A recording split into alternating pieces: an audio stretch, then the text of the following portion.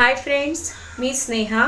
आज आपण इयत्ता 8वीसाठी असलेल्या इंग्लिश मीडियमसाठी मराठी पाठ्यपुस्तकामधील पहिल्या धड्याचा अभ्यास करणार आहोत, ज्याचं नाव आहे मी चित्रकार कसा झालो।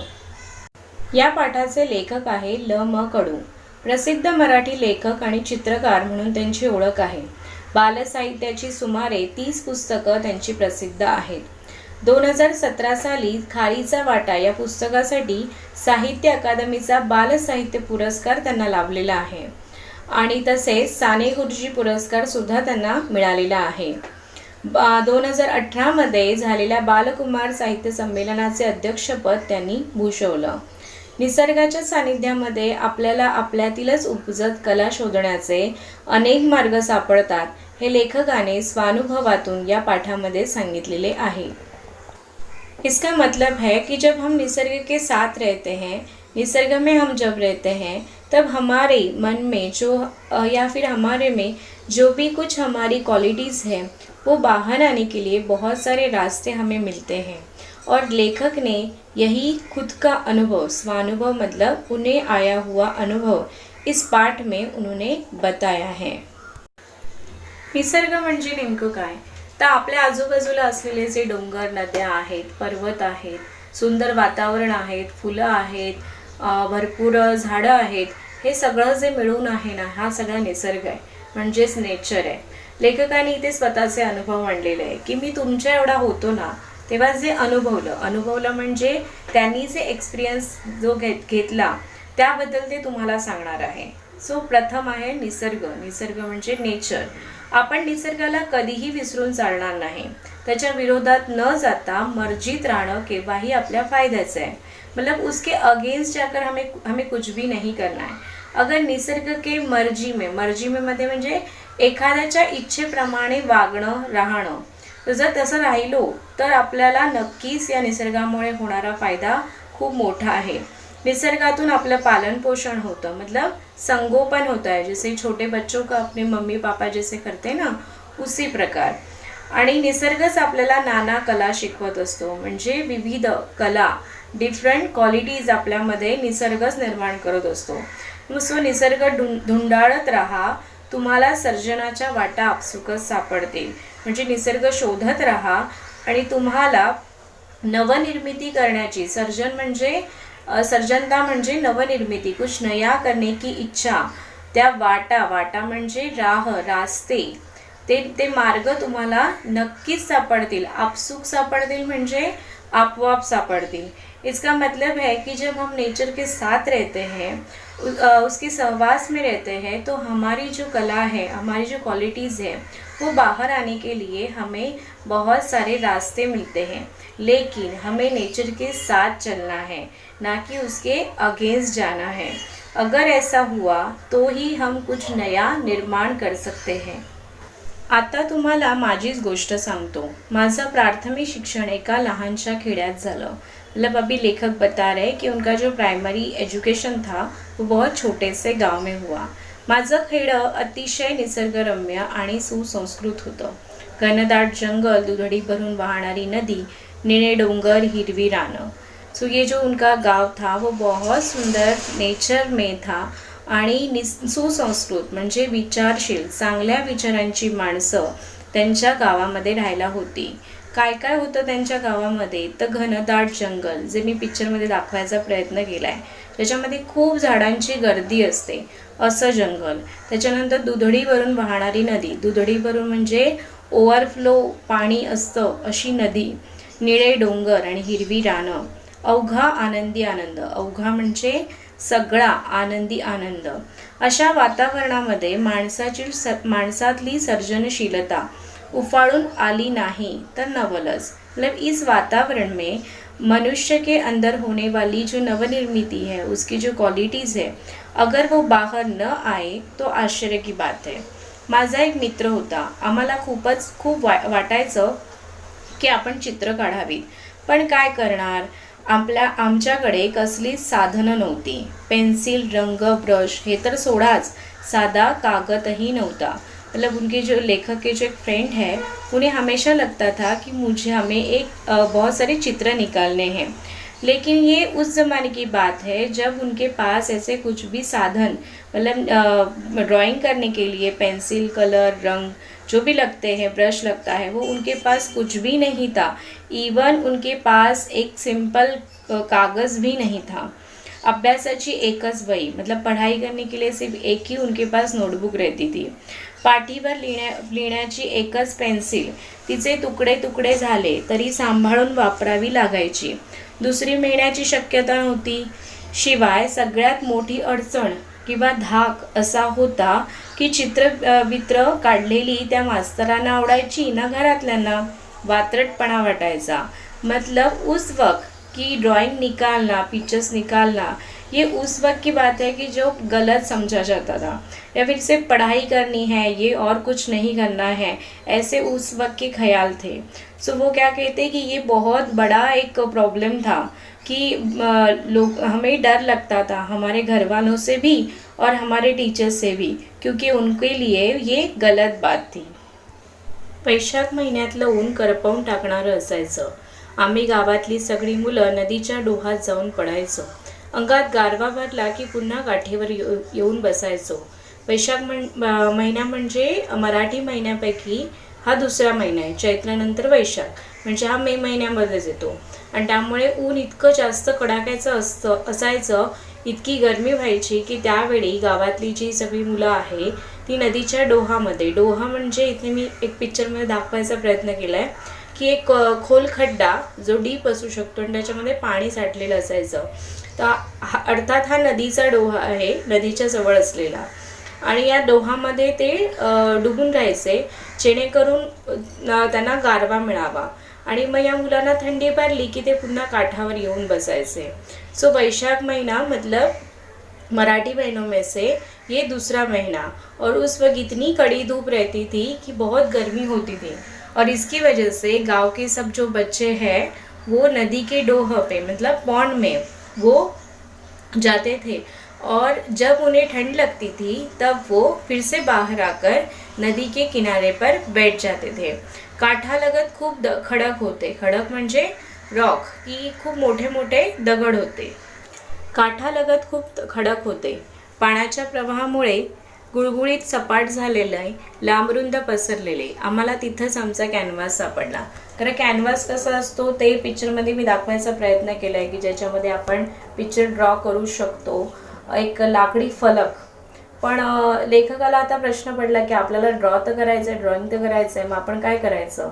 म्हणून त्यांनी काय विचार केला की त्यांच्या काठालगत म्हणजे किनाऱ्याच्या जवळ मोठे मोठे रॉक असायचे, आणि ते रॉक म्हणजे ते मोठे दगड हे कसे झालेले की पाण्याचा प्रवाह, मतलब पानी का जो फ्लो है इसकी वजह से वो पानी गिर गिर के उसके वो बहुत स्मूथली हुआ था। सपाट झालेले, प्लेन झालेले, लांबरुंद पसरलेले म्हणजे स्प्रेड झालेले असे तिथे खडक होते, आणि तेच वही उन्होंने वो कैनवास कर दिया। या भल्या थोरल्या मतलब बहुत बड़े इस खड़क के ऊपर मनसोक्त चित्र काढ़ता येणार होती। मतलब मनसोक्त का मतलब है जितना जी चाहे उतने पिक्चर्स मैं निकाल सकता हूँ, पण कशाना काढणार तोही मार्ग सापडला, लेकिन निकालेंगे कैसे, तो वो भी उन्हें राह मिल गई। आमच्या त्या भागामध्ये तांबूस रंगाचा मुरुम असतो, शिवाय पिवळट रंगाचे दगडही सापडतात। मतलब उन्होंने दो चीज़ें उन्हें मिली। कौन सी? तांबूस रंग मतलब रेडिश कलर का एक पत्थर होता है जिसका नाम है मुरुम, और उसके सिवा एक येलोइश कलर के कुछ पत्थर होते हैं। वो पत्थर ते दगड आपटले कि त्याची पिवळी पिवळी फक्की पड़त ऐसे, मतलब अगर वो दोनों जो पत्थर है अगर वो क्रश किए या एक दूसरे के ऊपर उन्हें दबाए तो उससे एक येलो कलर की पावडर मिलती थी, आणि ती जी पावडर असायची ती अगदी पिठासारखी असे, आणि हवं तसं पाणी घातलं की त्याच्यामध्ये पिवळा रंग तयार व्हायचा। आणि मुरुम नाम का जो पत्थर है ना, वो जो मैंने पिक्चर में दिखाने की कोशिश की है वो रेडिश कलर का रहता है। तो अगर वो गीला कर जाए तो उससे रेड कलर आ सकता है, ठीक है। मग त्यांनी काय केलं की खडकावरती चित्र रेखाटना सुरू केलं, म्हणजे मुरुमाचा जो खडा है, मुरुम नाम का जो पत्थर है, उसको गीला करके उन्होंने पिक्चर्स निकालना मतलब ड्रॉ करना शुरू किया। काय काढू आणि काय नको असं व्हायचं, मतलब कितना निकालू और कितना नहीं, इससे ऐसे ही इच्छा होती थी। गुडघ्यावर टेकून टेकून रेश काढण्यात दंग व्हायचो। मतलब वो नी पर बैठ कर वो लाइन्स निकालते थे। और दंग व्हायचो म्हणजे मग्न व्हायचो, म्हणजे ते कामामध्ये इतके दंग व्हायचे की त्यांना ते सगळं काही विसरून जायचे। रेषा काढीत हातभर पुढं सरकल्यावर मागे वळून पाहावं तर रेषा वाळून लाल जर्द झालेल्या असायच्या। मतलब वो ड्रॉ करते करते वो आगे बहुत जा चुके रहते थे। और बाद में जब वो टर्न होके देखते थे ना, हातभर म्हणजे हाता इतकं अंतर एवढं घेऊन ते पुढे जेव्हा यायचे आणि जेव्हा टर्न व्हायचे मागे वळून बघायचे, तेव्हा त्या लाल रंगाच्या मुरुम या दगडापासून काढलेल्या ज्या रेषा असायच्या त्या लाल जर्द म्हणजे एकदम डार्क रेड कलरच्या झालेल्या असायच्या।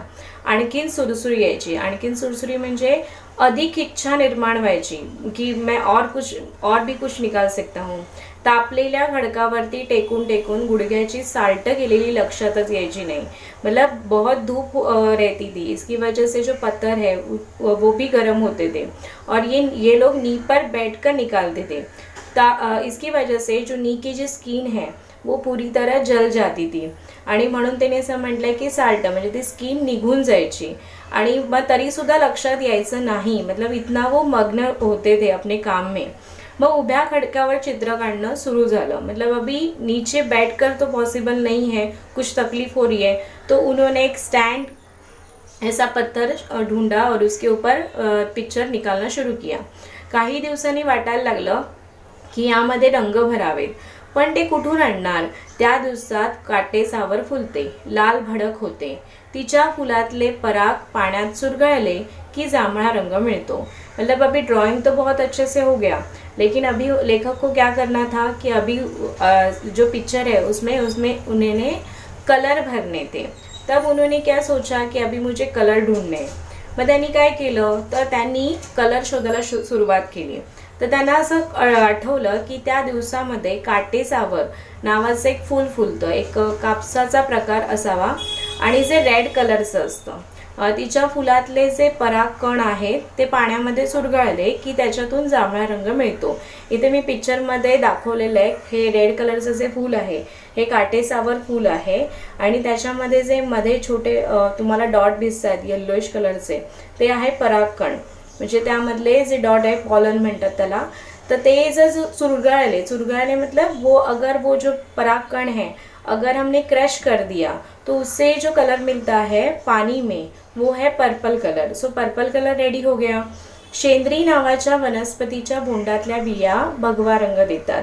नीचे जो पिक्चर है वो शेंद्री नाम की एक वनस्पति है और याचं बोंड म्हणजे जो बियांचा मधला गर असतो, फ्रूट जे असतं एक्चुअल जो हमें दिख रहा है, जैसे हम स्वीट कॉर्न कैसे खाते हैं उसमें जो वो सीड्स जो है किस में रहते हैं तर त्यालाच बोंड म्हणतात। सो शेंद्री नावाची जे वनस्पती आहे त्याचं हे बोंड आहे, ठीक आहे। आणि त्याच्यामध्ये ज्या बिया असतात म्हणजे ज्या सीड्स असतात त्या सीड्स भगवा रंग देतात, मतलब वो ऑरेंज कलर देते हैं। और कुछ पान के ग्रीन कलर हो गया, म्हणजे काही पानांचा हिरवा रंग झाला। व्हाईट कलर त्यांनी चुन्याचा बनवला, जो पानामध्ये आपण बघतो ना पान खाताना आधी चुना लावला जातो तो पांढरा रंग चुन्याचा झाला। त्याच्यानंतर कुंकुवाचा लाल कलर म्हणजे जो हल्दी कुमकुम रहता है ना उसमें से जो रेड कलर है वो। आणि दगडाचा पिवळा होताच, मतलब पहले उन्होंने बताया था कि उनके विभाग में येलो कलर के कुछ पत्थर मिलते थे तो वो येलो कलर हुआ। अभी ये कलर्स तो रेडी हो गए लेकिन वो अभी मतलब ते हे करणार कसे, म्हणजे ते रंगवणार कसे? तर त्यांना बांबूची कोवळी काडी घेऊन त्यांनी पुढचं टोक ठेचलं की त्याचा ब्रश व्हायचा। म्हणजे बांबूची काडी ते दाखवलेली आहे मी, पण ही कोवळी काडी आहे। कोवळी म्हणजे अगदी हिरवी असते गार ती आणि ती लवचिक असते, फ्लेक्सिबल रहती है वो। और उसके जो आगे जो टोक है उसको अगर अच्छे से जर ठेचलं म्हणजे त्याच्यावरती त्याला जरा दगडाने मारलं तर त्याच्यामधून काही तूस निर्माण व्हायचे, ते झाले ब्रश, ठीक आहे। तर या ब्रशने ते कलर करायचे। तहानभूक हरपवून आम्ही दगडावरची चित्र रंगवत बसायचो आणि नजर जाईल तिथपर्यंत चित्र। थोड्या दिवसांनी पाऊस यायचा, नदी वाहायला लागायची आणि आमची चित्र नदीच्या पोटात गडप व्हायची। गड़प व्हायची म्हणजे गायब व्हायची। क्यों?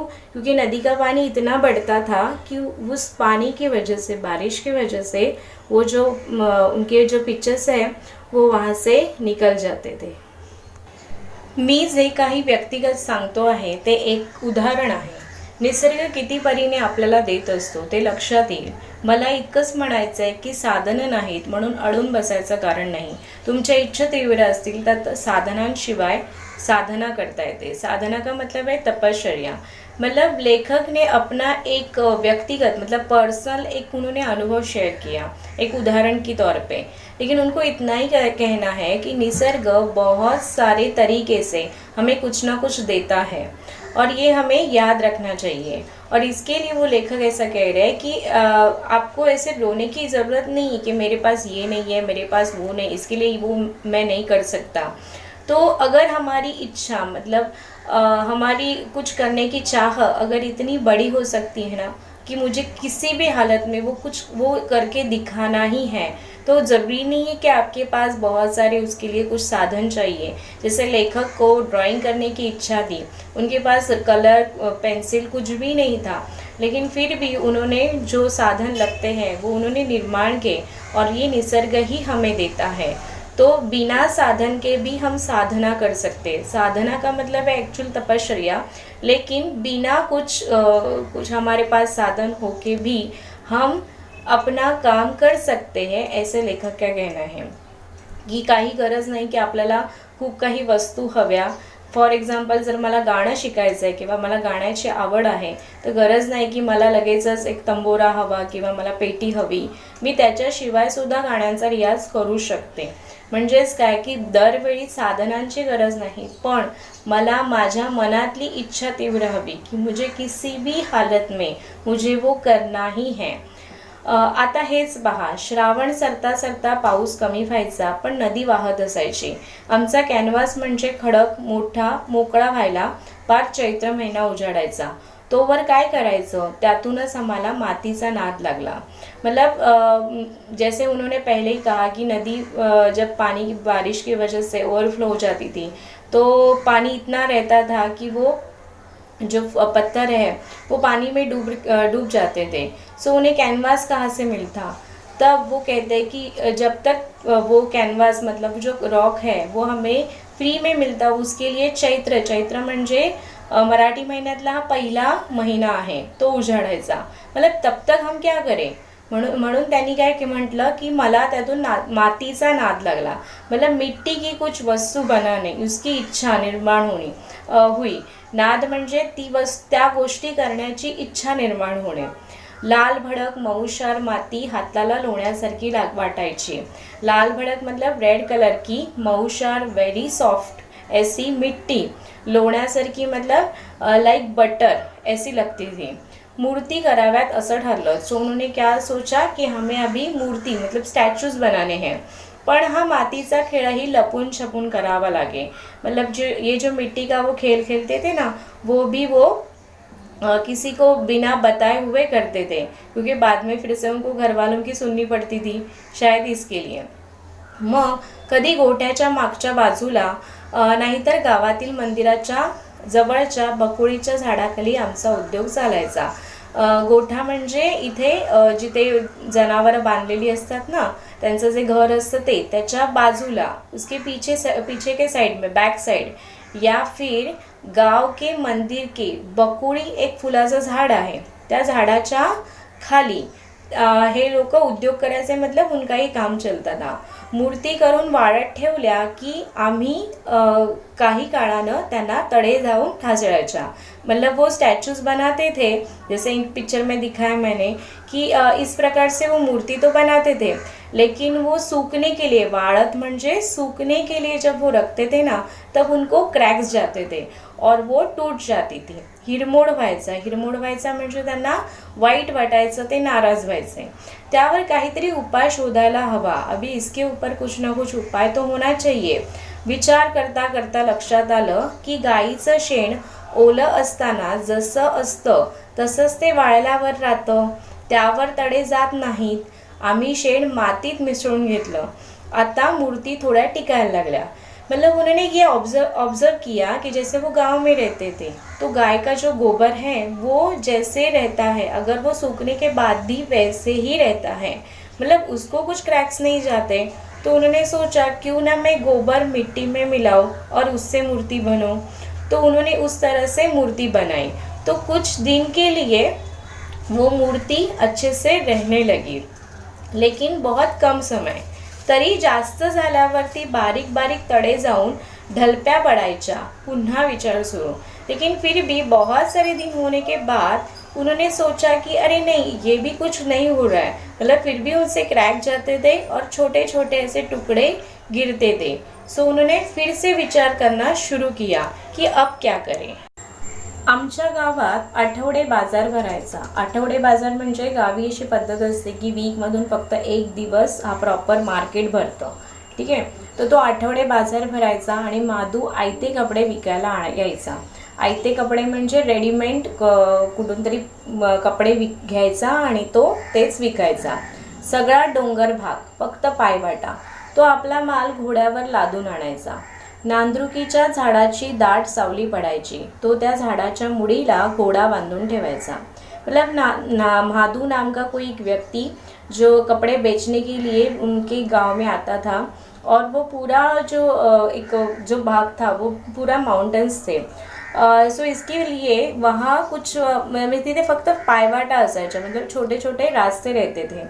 और इसके लिए वो जो अपना पूरा माल है वो किसी घोड़े के ऊपर डालकर लेके आता था। नांदरुकी नाम का एक कोई ट्री है, उसके त्याची दाट सावली, मतलब उसकी जो शैडो रहती थी वो बहुत डार्क रहती थी। मग त्या झाडाच्या मुळीला, मतलब उसके नीचे वो जो हॉर्स है उसको वो बांध के रखता था। आम्हाला घोड्याची लीद मिळायची। लीद म्हणजे घोड्याचं शेड, मतलब जैसे गाय का रहते वैसे ही घोड़े का जो गोबर है वो, त्यातच बरेच से धागे धागे दिसत होते। मतलब उन्होंने ये भी एक ऑब्जर्वेशन है उनका कि उनको उस गोबर में बहुत सारे छोटे छोटे धागे दिखते थे। हे धागे माती धरून ठेवतील असा विचार त्यांच्या डोक्यात आला आणि असा विचार करून तो प्रयोग केला। मतलब अभी उन्होंने ये एक्सपेरिमेंट किया है कि उस गोबर में उन्होंने छोटे छोटे उनको धागे दिखाई दिए। तो उन्होंने सोचा कि ये जो धागे हैं वो शायद ये हमें काम के लिए आ सकते हैं, मतलब माती अच्छे से रखने के लिए, पकड़ कर रखने के लिए इसकी ज़रूरत होगी। इसके लिए उन्होंने क्या किया, आता आमच्या मूर्तींना ते जे घोड्याचं शेड आहे ते त्या मातीमध्ये मिक्स करून त्यांनी मूर्ती बनवायला सुरुवात केली। सो आता त्यांच्या मातींना बिल्कुल तड़े जात नव्हते, मतलब बिल्कुल उसमें क्रैक्स नहीं जाते थे।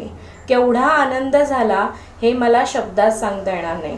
मतलब उस दिन उनको बहुत खुशी हुई और ये वो वर्ड में नहीं बता सकते। मी माध्यमिक शाळेत असताना आर्किमिडीज या शास्त्रज्ञाचा धडा वाचला। त्याला हवं होतं ते तत्व शोधण्यासाठी तो साध्या वाटणाऱ्या गोष्टीतही शोधायचा। मतलब शास्त्रज्ञ कोई साइंटिस्ट ऐसे ही नहीं बनता। आर्किमिडीज एक ग्रीक गणित तज्ञ होते और एक इन्वर्टर होते, मैथमेटिशियन होते, आणि ऐसा आर्किमिडीज जो अगर उन्हें कुछ ढूंढना है, कुछ ऑब्जर्व करना है या फिर कोई एक्सपेरिमेंट करना है, तो छोटी छोटी चीज़ों में जो हम रोज़ की ज़िंदगी है उसमें भी वो ऑब्जर्वेशन करते थे और उन्हें कुछ ना कुछ मिलता था। आणि एकदा असं झालेलं की त्याचं तत्व शोधण्यासाठी तो साध्या वाटणाऱ्या गोष्टीसुद्धा शोधत राहायचा आणि ते सापडल्यावर तो न्हाणी घरातून युरेका युरेका करत धावत सुटला। आणि तेव्हा माझ्या लक्षात आलं की आपल्यालाही तेवढाच आनंद झाला होता जेव्हा मूर्तीचे तडे जाण्यासाठी थांबलं होतं। आपल्यापुरता का होईना पण तो एक शोध होता। मतलब जैसे आर्किमिडीज को न्हाणीघर मतलब बाथरूम, तो वहाँ से वो चिल्लाते हुए बाहर आए, यूरेका यूरेका, जो उन्होंने ढूंढने की कोशिश की थी वो उन्हें मिल गया और वो बाहर आए जोर से चिल्लाते हुए और उनको बहुत आनंद हुआ था। लेखक कह रहे कि वैसे ही मुझे उस दिन बहुत आनंद हुआ जब मुझे पता चला कि मैं जो मूर्तियाँ बना रहा हूँ उसको अभी क्रैक नहीं जाते हैं। तो लेखक कह रहे कि मेरे लिए वो एक रिसर्च था। और इसके लिए लेखक कह रहे की मुलांनो, मी तुम्हाला एवढंच सांगेन की तुमच्या प्रत्येकामध्ये आर्किमिडीज दडलेला आहे म्हणजे लपलेला आहे। त्याला कायम जागता ठेवा आणि तुमचं आभाळ कायम आनंदानं भरलेलं राहील। मतलब लास्ट में लेखक ने अपने विचार और एक सजेशन आपको सब बच्चों को दिया है कि क्या कि हर किसी व्यक्ति में ना कोई आर्किमिडीज मतलब कोई ना कोई रिसर्च करने वाला शास्त्रज्ञ सायंटिस्ट लपलेला असतो, अगदी प्रत्येकामध्ये असतो और उसे हमें हमेशा जागते रखना है। मतलब हमें ऑब्जर्व करना है, हमें सोचना है। अगर हम ये सब कुछ करेंगे तो हमें भी कुछ ना कुछ मिलेगा और उस वक्त ऐसा होगा कि तुमचं आभाळ मतलब आपके पास बहुत आनंद निर्माण हो सकता है। मतलब ऐसा इस पूरे पार्ट में लेखक ने अपने अनुभव से क्या बताने की कोशिश की है कि ज़रूरत नहीं कि मुझे कुछ हासिल करना है तो मेरे पास कुछ साधन चाहिए, मेरे लिए और कुछ चाहिए, इसकी ज़रूरत नहीं। अगर हमारी प्रेरणा अच्छी है मतलब अगर हमारी तीव्र इच्छा है कि मुझे किसी भी हालत में वो हासिल करना ही है तो उसके पीछे बढ़ना चाहिए और सोचते रहना चाहिए, ऑब्जर्व करते रहना चाहिए, क्योंकि हम सब में कोई ना कोई एक साइंटिस्ट छुपा हुआ रहता है और हमें जागते रहना चाहिए ताकि हमें भी कुछ ना कुछ मिले। आणि अशा प्रकारे लेखकांनी सांगितलेलं आहे की जेव्हा तुम्ही असं कराल तेव्हा तुम्हाला सुद्धा खूप आनंद होईल आणि म्हणूनच आपण आपल्या आयुष्यामध्ये सुद्धा यशस्वी होऊ। इथे आयुष्यात यशस्वी होण्यापेक्षा सुद्धा आपल्याला खराखुरा आनंद या आपण स्वतःहून जो गोष्टी शिकतो ना त्या गोष्टीतून मिळत असतो, असं इथे लेखकाने सांगायचा प्रयत्न केला आहे। सो आपला इथे लेसन हा इथे कंप्लीट झालेला आहे। Thank you very much.